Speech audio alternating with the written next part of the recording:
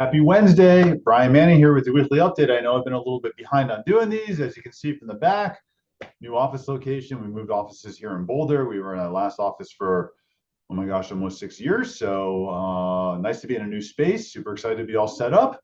And I look forward to get back on track with doing these on a weekly basis. I know it's Wednesday and I'm not my normal Friday update right now, but I just want to get this out there because we got a lot of content to cover, and I think just some really good pertinent news to go over. So let's see, Wednesday of last week, we got new home sales. This is for the month of October. New home sales were up 7.5% on a month over month basis. That is actually a really good number. Expectations was that new home sales would be down 5.8%. So almost a 13% difference in expectations versus what we got. So really good to see better than expected new home sales.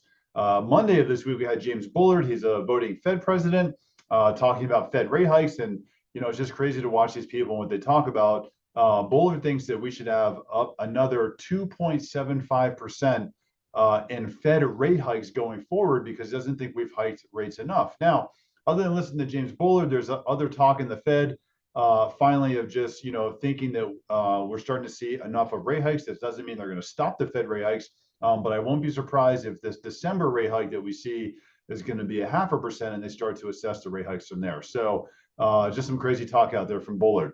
Also, Monday this week, we had a doom and gloom real estate article from Business Insider. It was 7 so-called experts, and all these people said they think that they're going to see a 10 to 20% decline in home values. And I just want to look at a couple items of comparison from '07 to today. So in 2007, the average home across the United States had 19% of equity in it. Right now, the average home across the US has 58% of equity in it.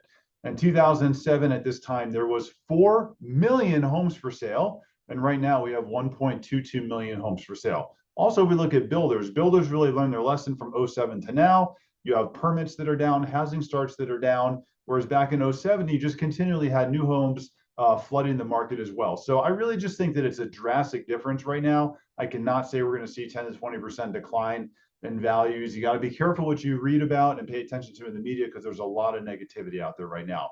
I really think you're going to see mortgage rates move into that 5% range coming into next year. All these buyers that are sitting on the sideline right now are going to hop back into the market because rates will move lower. And it's not going to be like it was, you know, last year, but it's definitely going to put a lot more pressure in the market because inventory is down and just there's still an imbalance of supply and demand. So if inventory is down, mortgage rates come down to this 5% range and buyers hop back in, it's definitely going to move back into a seller's market. Tuesday's week, we got Case-Shiller. So Case-Shiller gives us feedback on housing appreciation. This is for the month of September. Case-Shiller said we're down 1% on a month over month basis. What's interesting, though, is that the FHFA puts out a report as well, and the FHFA said that homes are up 1/10%. So that what the FHFA looks at is homes across the country that have a conventional mortgage attached to them, whereas Case-Shiller just looks at everything, all properties, jumbos, conventional, government, et cetera. So FHFA seeing a rise of 0.1%, so good to see there. Overall, though, Case-Shiller looks at their what's called a 20-city index.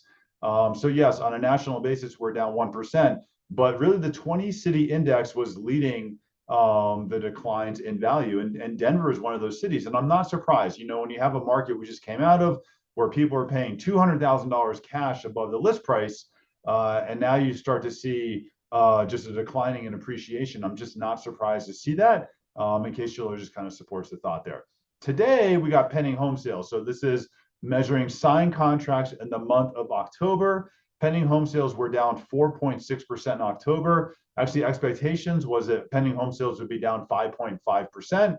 I'm actually pretty happy with this. You know, October is really the apex of interest rates. Interest rates were at that 7% range. We've started to see mortgage rates come down since we got that really good CPI report.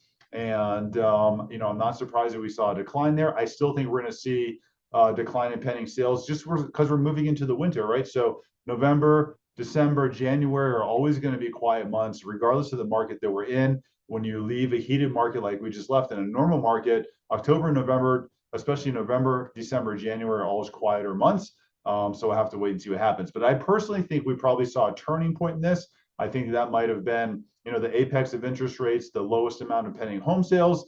If we continue to get favorable inflation data and mortgage rates that continue to come down, then that kind of would have been the apex in the report.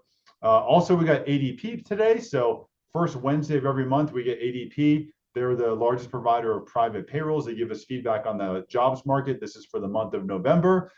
There was an expectation of 200,000 new jobs created in the month of November, and 127,000 jobs were created. So we had a miss there in the employment market. And then today, something we have to watch out for at 1:30 Eastern time, we have Jerome Powell talking. He's going to talk tough. He's going to talk about hiking interest rates. It definitely could spook the markets a little bit and cause some waves in there. We have to just watch that carefully.